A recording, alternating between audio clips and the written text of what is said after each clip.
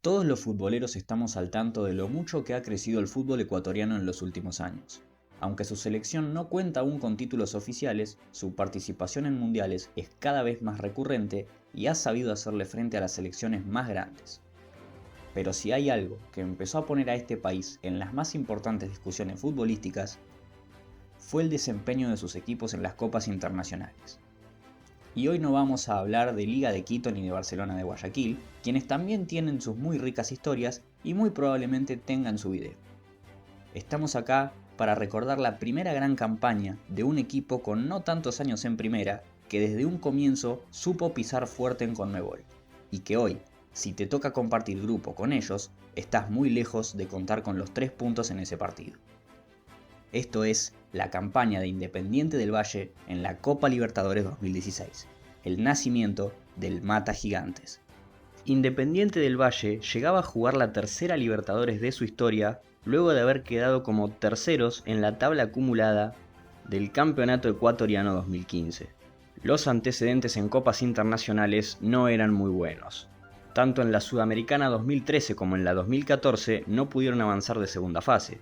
En la Libertadores 2014 estuvieron muy cerca de conseguir el pase a los octavos de final, pero terminaron quedando eliminados en la fase de grupos por diferencia de un gol. Y en su última cita de Conmebol anterior a esta, en la Libertadores 2015, fueron derrotados por Estudiantes de La Plata en la primera fase. Quizá pareciera que los torneos internacionales no fueran lo suyo, pero también hay que tener en cuenta que este equipo llevaba tan solo 7 años de haber ascendido a la Serie A de Ecuador. Y 2 años antes de haber conseguido ese ascenso, aún se encontraban jugando en la tercera categoría. Es decir, para un equipo así, haber jugado 4 copas internacionales, pese a su flojo rendimiento, no era poca cosa. Pero por supuesto que los dirigidos por Pablo Repeto no estaban conformes con lo conseguido, ellos querían más.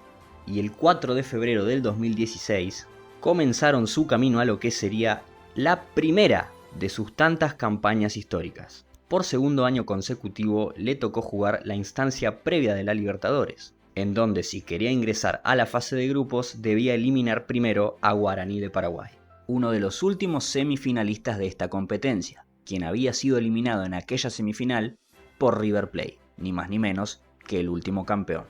El partido de ida se jugó en Quito y el negriazul buscaba llevarse una victoria en lo posible sin que le convirtieran goles, ya que en ese momento aún, en caso de un empate en el global en los partidos mata-mata de la Libertadores, el primer criterio de desempate iba a ser la ventaja para quien tuviera la mayor cantidad de goles de visitante. Por lo que jugar primero como locales y en la altura de Quito podían usarlo a su favor. Y los de Repeto arrancaron bien, cumpliendo. Al minuto 28 de haber iniciado el partido, Junior Sornosa tiró un centro llovido al área. Pelota que la defensa paraguaya no supo despejar, quedó boyando en el área y Luis Caicedo aprovechó para poner el único tanto del partido. De esta manera llegaban al Defensores del Chaco obligando a Guaraní a convertirles. Por lo que no iban a arriesgar mucho, iban a tratar de cuidar el resultado. Pero al minuto 62, Marcelo Palau, con una hermosa tijera, iba a poner el partido 1-0 a favor de Guaraní y la serie igualada 1-1, llevando de esta manera parcialmente la serie a los penales. Por cómo se había dado el encuentro, tal vez no era tan malo haber llevado el partido a esta definición, pero aún quedaba tiempo. Y a falta de 15 minutos de que el encuentro finalizara, Risotto metió un pase de aire exquisito, el cual José Angulo estaba en la boca del área para recibirlo, y con mucha clase y categoría bajó la pelota para luego cruzarla y poner el partido 1-1, obligando así al conjunto paraguayo a anotar 2 goles si es que quería avanzar. Pero recordemos que todavía faltaba, y 4 minutos después de este gol, Hernán Rodrigo López de cabeza puso las cosas 2-1 en el partido a favor para Guaraní, haciendo de esta manera que momentáneamente los ecuatorianos estuvieran clasificando la fase de grupos, pero solo por la ventaja del gol de visitante. Y faltando más de 10 minutos para que el partido termine, podía pasar cualquier cosa. Cualquier cosa, como un penal a Guaraní que iba a cometer Arturo Mina, el cual el Rorro López, el autor del segundo gol, iba a ser el encargado de ejecutar. En este penal, el arquero ecuatoriano Librado Ascona se quedó parado esperando un remate al medio, mientras que el argentino lo pateó a la izquierda del arquero, pero demasiado arriba. 50 minutos y medio. Coloca Hernán Rodrigo López, bandeja norte del Estadio Defensores del Chaco. Vamos Rorro, vamos Hernán Rodrigo López. Pónganme la música de Guaraní, porque si Rorro marca, va a la fase de grupos Guaraní. Vamos Hernán Rodrigo López, te tengo una fe enorme. Vamos Rodrigo López, penal para Guaraní. Toma mucha distancia, corre Rorro. ¡Fuera! ¡Afuera, final! ¡Afuera! ¡Afuera, final! ¡Afuera, final! No sé qué decir, estoy sorprendido. Hernán Rodrigo López arriba. Nunca lo he visto patear tan mal a Hernán Rodrigo López, Federico.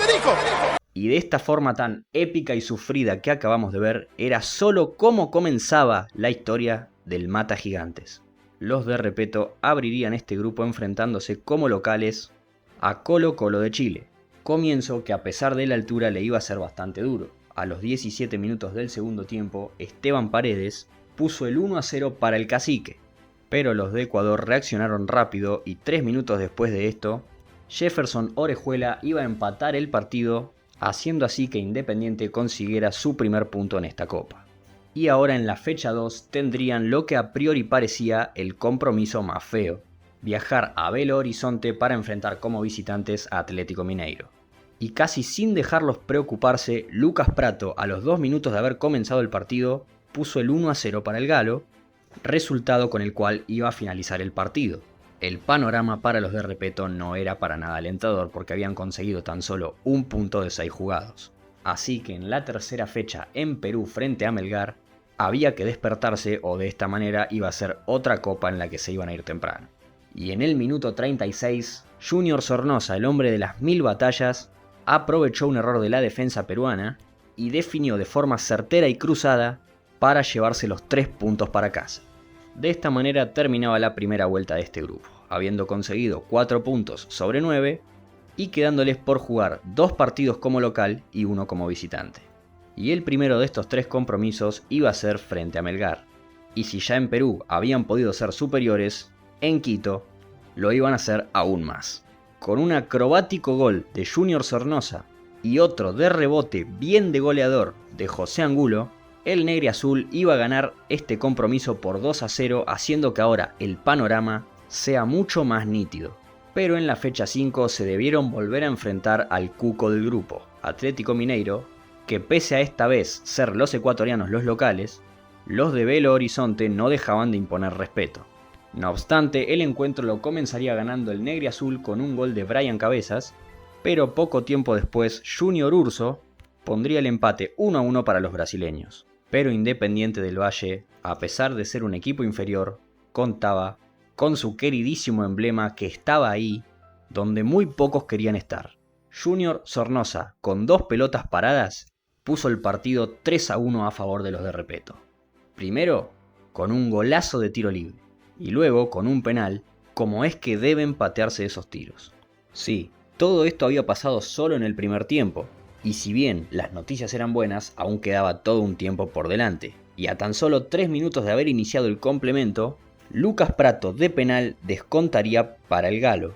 Afortunadamente esto no pasó a mayores e Independiente del Valle se llevaría otro triunfo, ahora contra el equipo que más miedo metía en este grupo. Entonces, en la última fecha frente a Colo Colo en Chile, solo con el empate le alcanzaba para clasificar a los octavos. Pero hasta los equipos más grandes de Sudamérica saben que ir a jugar a la cancha de Colo Colo no es nada fácil. Pero los de Repetto con lo que tenían aguantaron, y luego de 2 pelotas que dieron en el travesaño, aquella noche en Santiago la cuenta no se abrió. Independiente del Valle, por primera vez en su historia, iba a jugar los octavos de final de una Copa Libertadores. Ya esto era una hazaña, ya era un acontecimiento histórico que tenía a todo el pueblo negriazul emocionado hasta las lágrimas. Pero lo que ellos no sabían es que todo esto era solo el comienzo. Independiente del Valle había obtenido el pase a los octavos de final luego de haber quedado segundo en su grupo abajo de Atlético Mineiro. Y si bien la alegría de sus hinchas era enorme, no querían quedarse con lo ya conseguido, habían llegado hasta acá y querían mucho más. Pero en el primer compromiso de los partidos mata-mata tenían enfrente ni más ni menos que al último campeón de América. River Plate. Pero en el medio de todo esto, el 16 de abril de aquel 2016, 2 días después de que el negriazul haya conseguido la clasificación a octavos, Ecuador sufrió un terrible terremoto, el cual lamentablemente dejó muchísimas víctimas fatales y miles de damnificados. Es por eso que todo lo recaudado en este partido fue donado a las víctimas de esta catástrofe. Así que todo el pueblo ecuatoriano se puso en compromiso para poder asistir a este partido sin importar de qué equipo sean hinchas. No solamente para colaborar con su entrada, sino también con donaciones que acercaron hacia el estadio, las cuales se estaban juntando previo a este partido. Y así, con la fuerza de todo un pueblo unido, en todo sentido se salió a la cancha. Los ecuatorianos debieron enfrentar a los de Gallardo como locales en el partido de ida, al igual que fue en la primera fase antes de la de grupos. Y al igual que aquella vez, querían aprovechar la localía en la ida para ganar sin que les convirtieran goles. Y en aquella tarde-noche de abril, en el Olímpico de Atahualpa, el conjunto ecuatoriano cumplió con su propuesta. Su goleador, Angulo, abriría la cuenta a los 63 minutos de partido. Pero no conformes con esto, irían por más, casi como si no estuvieran enfrentando al último campeón. Y todo ese juego tuvo su recompensa cuando un penal ocasionado por Jonathan Maidana hizo que el siempre firme y presente soldado Junior Sornosa lo intercambiara por gol, poniendo el partido y la serie 2-0 a favor de los de Repeto, dejándoles así a sus hinchas un muy buen sabor de boca de cara a lo que vendría la semana siguiente. Y aquella noche, en ese partido de vuelta, en ese monumental colmado, fue que iba a nacer el Mata Gigantes. Los de Gallardo dominaron el partido claramente. Jugaron un encuentro como para golear, llevarse puesto todo. Estaban dispuestos a seguir el camino por el bicampeonato. Pero el arquero paraguayo de Independiente del Valle, nacionalizado ecuatoriano, Librado Ascona, tuvo la noche de su carrera. Y aunque River sí llegó al gol de la mano de Lucas Alario, el destino estaba en que esa serie tenía que ser para Independiente del Valle, quien con su arquero como figura dio su primer gran batacazo reconocido por todo Sudamérica, el cual lo depositó en los cuartos de final. Y en esos cuartos de final debieron enfrentarse a Pumas de México, quien como dato de color fue el último equipo de CONCACAF en jugar un partido de un torneo CONMEBOL. Y si bien los clubes mexicanos nunca lograron ganar una Libertadores, siempre eran rivales duros, y más cuando tenías que ir a jugar allá. Pero como se dio en toda la Copa, el partido de ida fue en la altura de Quito. En el minuto 42 del partido, una vez más, Angulo, bajando un pase de aire con la misma categoría que como lo había hecho frente a Guaraní en Paraguay, hizo que con un gol bien de 9 abriera la cuenta para los de Repeto. Y acá el goleador iba a volver a aparecer. A los 10 minutos del segundo tiempo pondría las cosas 2-0, al igual que en la instancia anterior, en octavos, haciendo así que la idea de todos los partidos de ida como local se estuviera cumpliendo, ganar sin que les convirtieran goles, para tener con qué presionar en el partido de vuelta. Pero en el minuto 73, Fidel Martínez cambiaría los planes para los ecuatorianos. Luego de un cabezazo que daría en el palo, estaría ahí para tomar el rebote, descontando, dejando el encuentro 2-1 para Independiente. Pero esto no pasaría a mayores por hoy. Aunque les habían convertido un gol de visitante, el negriazul viajaba a México con ventaja. Ventaja que poco les iba a durar, porque a los 15 minutos de haber iniciado el partido, un bombazo cruzado del Chuco, Ismael Sosa, pondría el encuentro 1-0 para los mexicanos y la serie 2-2, haciendo valer de esta manera el gol como visitante en el partido de ida. Y por primera vez en una serie mata-mata, los de Repeto estaban obligados a convertir para no quedar eliminados. Pero las malas noticias seguían llegando porque minutos después, casi como un déjà vu, Ismael Sosa recibía solo al borde del área y un remate cruzado ponía las cosas 2-0 para Pumas. Y ahora el negriazul debía convertir para llevar el partido a los penales. Pero las malas noticias seguían llegando porque al minuto 56, luego de una feroz patada, Luis Ayala Brusil iba a ser expulsado, dejando así a los de Repeto con un jugador menos. Pero todas estas negativas hicieron que la serie termine siendo no solo satisfactoria, sino además épica para Independiente del Valle. Y 10 minutos después de esta pálida, Junior Sornosa una vez más convirtió un gol que también se le podría dar a José Angulo. Digamos que fue medio gol de cada uno. porque el fiel soldado Sornosa puso el centro a donde lo tenía que poner y Angulo, pese a no haberla tocado, estaba donde tenía que estar, para confundir al arquero. Y de esta manera el pase a semifinales de esta Libertadores 2016 se iba a definir desde el tiro punto penal. Y esta fue una tanda en la que casi todos los jugadores de los dos equipos estaban muy finos para patear, tal parecía que habían practicado. Pero en el tercer penal para Pumas, el cual iba a patear el hombre del partido, Ismael Sosa, iba a aparecer una vez más para ser el héroe de la noche, Librado Ascona. Y así fue como los de Repetto llegaron al quinto penal, el cual ejecutó Arturo Mina, para desatar la emoción y la locura, no solo de los hinchas de Independiente del Valle, sino también de todos los ecuatorianos futboleros, porque Independiente del Valle, así como había conseguido el último cupo ecuatoriano para clasificar a esta copa, ahora era el representante de su país en esta edición, ya que Liga de Quito y Emelec no habían logrado pasar la fase de grupos. Aquella edición de Copa Libertadores, entre cuartos de final y semifinales, tuvo un parate porque en ese 2016 se disputó la Copa América de Estados Unidos. Así que en el mes de julio, luego de esta cita de un mes entre selecciones, debió enfrentar en su semifinal al Boca de Guillermo Barros Esqueloto, que aunque venía de avanzar por penales frente a Nacional de Montevideo, en una serie en la cual no le sobró nada, los Xeneises eran los favoritos a priori para avanzar a la final. Y una vez más, el partido de ida se jugó en el Estadio Olímpico Atahualpa. Pero a diferencia de las otras series mata-mata que les tocó disputar a los dirigidos por Repetto, esta vez el primer gol de la serie lo marcaría el otro equipo. Fue Pablo Pérez quien puso el 1-0 para los de la Ribera a los 12 minutos de haber comenzado el partido. Tal parecía que no era la noche de Independiente del Valle, así que lo mejor que le pudo pasar fue que ese primer tiempo terminara lo antes posible. Y a los 16 minutos del complemento, luego de un error de Leo Jara, Brian Cabezas aprovechó para dar un certero remate para clavar la pelota en el ángulo y poner el partido 1-1. Pero recordemos que en este momento aún regía la regla de la ventaja para quien tenía la mayor cantidad de goles de visitante en caso de un empate en la serie. Y un empate 1-1 como local no dejaba las cosas muy bien de cara al partido de vuelta en la Bombonera. Es por eso que los de Repetto salieron a buscar el triunfo con lo que tenían para llegar al compromiso decisivo con ventaja. Y si algo nos demostró Angulo en toda esta copa, fue que es un delantero con todas las letras, porque no solo era goleador, sino que también sabía recibir. Y luego de una excelente maniobra que lo dejó solo cara a cara con Agustín Orión, lanzó un remate cruzado, el cual le dio esperanzas a todo Ecuador. Y pese a que el partido iba a terminar así, a Librado Ascona ya le estaba gustando esto de ser el hombre del momento, al menos por unos minutos. Y cerca del final tuvo una de cal y una de arena. Pero bueno, hay algunos equipos para los que si no se sufre, no vale. Este encuentro finalizó 2-1 a favor de los negriazules, quienes estaban a una semana de establecer definitivamente su nuevo apodo.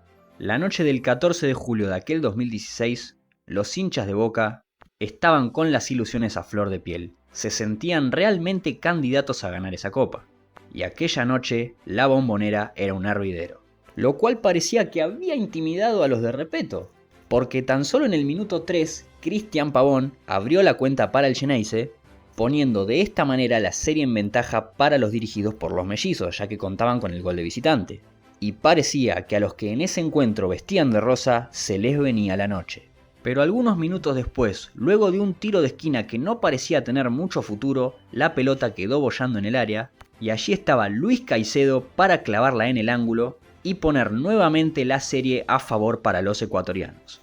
Este resultado 1-1 se llevó el partido al entretiempo, mientras que la protagonista de la noche comenzaba a ser la lluvia, como para hacer más épica esta historia. Y si bien Boca mantenía intactas las ilusiones de poder llevarse el encuentro, pese a estar perdiendo, todo eso se le iba a desmoronar en 3 segundos.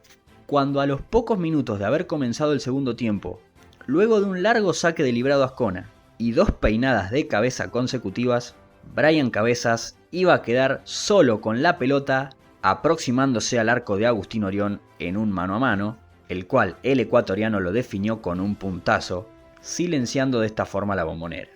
Y fue tal el baldazo de agua fría que sufrió Boca, que pocos minutos después de este gol, Agustín Orión cometió un error, el cual aprovecharía Julio Angulo para sentenciar esta historia y ahora sí, señoras y señores, ha nacido el Mata Gigantes. Ah, pero claro, Librado Ascona tampoco podía ser menos. También tuvo su momento en esta noche, atajándole un penal a Nicolás Lodeiro. Cerca del final del partido, Cristian Pavón descontaría para poner el partido 3-2, pero la serie ya estaba más que liquidada. El batacazo ya estaba dado, Independiente del Valle era finalista de la Copa Libertadores de América. Para este pueblo que hoy está aquí, para ese pueblo que sufrió un desastre, ese pueblo hoy, esos corazones están con nosotros. Tras del triunfo ante Boca Juniors, los hinchas del Independiente del Valle se concentraron en la plaza central del Cantón Rumiñahui para festejar hasta altas horas de la noche. No solo para el Cantón Rumiñahui, creo que es fiesta para todo el país. Estamos muy emocionados, pero hay que guardarnos para la final porque nos vamos a Colombia y ahí nos traímos la copa. Los de Repeto debieron jugar la final frente a Atlético Nacional de Medellín y esto ya era un hecho histórico porque luego de 25 años la final de la Libertadores la iban a jugar dos equipos que no eran ni brasileños ni argentinos. Ambos merecían ganarla, pero Atlético Nacional fue el mejor equipo clasificado en la fase de grupos, el conjunto que más puntos hizo en esta fase. Así que también llegaba como favorito a esta final, es más, quizás hasta hubiera llegado como favorito aún si hubiera pasado Boca. Y si bien esta vez el Mata Gigantes no pudo dar otro batacazo, vale la pena recordar cómo se dio esa final, porque dejaron todo lo que tenían hasta el último momento. El partido de ida se jugó el miércoles 20 de julio, una vez más con los de Repeto como local en el Estadio Olímpico Atahualpa de Quito. Orlando Berrío abrió la cuenta para el conjunto paisa a los 35 minutos del primer tiempo, y a falta de 4 minutos para el cierre, Arturo Mina puso el empate haciendo estallar al estadio. Y en las finales de los torneos internacionales, la ventaja para el gol de visitante no existe. Quiere decir que este empate 1-1 era simplemente un empate que le daba esperanzas al conjunto de Repeto de cara a lo que venía. Además de que de esta manera mantuvieron su invicto como local en toda la Copa. Y si bien una semana más tarde en Medellín el final no fue el esperado, porque Miguel Borja puso el único tanto del partido para otorgarle la Copa al conjunto verde y blanco, el Mata Gigantes no tuvo nada que reprocharse. Fue quizá de los subcampeones más recordados en la historia de la Libertadores. Con solo decirte que fue el primer equipo en el profesionalismo en eliminar a River y a Boca en la misma competencia, creo que solo eso ya es un indicio para que esta campaña valga la pena ser recordada. Ya sabemos todos que el destino fue justo con el conjunto ecuatoriano. La historia más reciente ha demostrado que ya dejó de ser el Mata Gigantes. Ahora son un equipo de temer. Pero siempre es bueno recordar momentos como este, que aunque no fueron del todo felices, fue ni más ni menos que el comienzo de una hermosa historia para el fútbol sudamericano. Si el video les gustó, pueden suscribirse y activar las notificaciones para que YouTube les avise cada vez que subo un video nuevo. Agradezco al canal Yogo Janito, del cual saqué toda la información para realizar este proyecto, además de todos los canales cuyos videos usé para realizar este trabajo. Los links a todos estos canales se encuentran en el comentario fijado de este video. No olviden seguirme en mis redes sociales para que podamos estar más en contacto. Los links a las mismas se encuentran en la descripción. Espero les haya gustado recordar esta hermosa campaña y nos estaremos viendo la próxima. Los quiero un montón y aguante el fútbol.